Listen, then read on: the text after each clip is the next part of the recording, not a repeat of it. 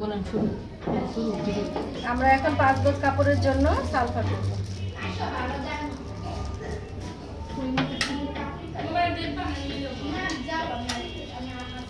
ওই দাগ পর্যন্ত পানিটা দেন।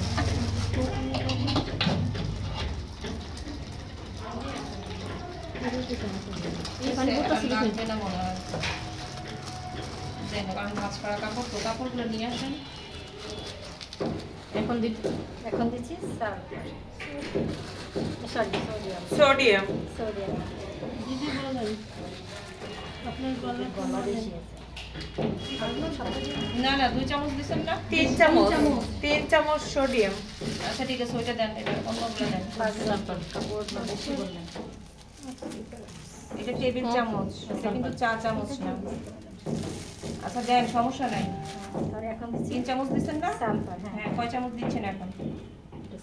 আমি 2 চামচ দিব না। সালফার দেন আপনি, সমস্যা নাই।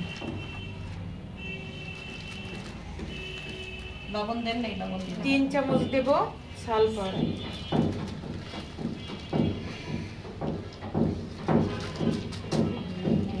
কি করে নিতে হয় জন্য একজনের হাতে দিয়ে দেন। লবণ দিয়েন না, এটা অবশ্য লবণ দিয়েন না। এটা অবশ্য লবণ দিয়েন না। লবণটা তো নষ্ট হয়ে যাবে, হাত দিয়ে দেন। হাত দিয়ে লবণ ওটা ইউজ করেন। 2 চামচের নিচে হবে নাকি? 1 চামচ লবণ। শোনেন, আপনাদের ওইখানে 4 চামচ আছে, এটা টেবিল চামচ, আর এটা তো ডাবল লাগবে কারণ আমাদের কাপড় বেশি, ঠিক না? দেন ওটা দিয়ে দেন। 2 চামচ লবণ। ভিজে যাচ্ছে জামা। আমার জামা ভিজবে, এটা সব সুন্দর করে ভিজাবেন।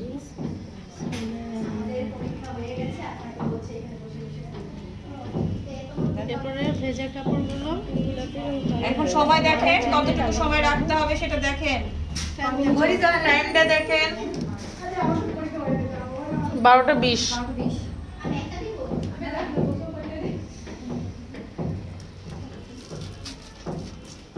এগুলো ওখানে রেখে দাও।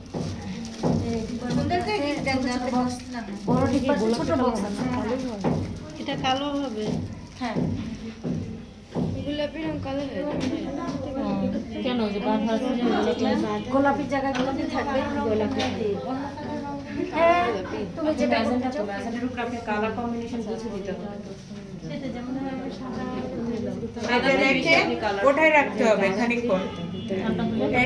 এটার যখন এই রসটা ঝরে যাবে তখন যে ধুতে হবে, ভালোভাবে ধুয়ে আবার হচ্ছে দড়িতে টানিয়ে রাখতে হবে।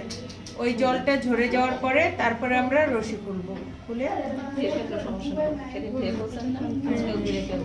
ওটা কুশিয়ানের ক্ষেত্রে, ঠিক আছে? এটা সালফার, আপনার তো সময় নেই না ম্যাম, ওইভাবেই বলছে। ওইটা ঠিক আছে, বাট আমরা কি আজকে অতটাকে সময় পাবো? আমার যেমন এটা পুরোটা পরীক্ষার সময় তো পাবেন। অল্প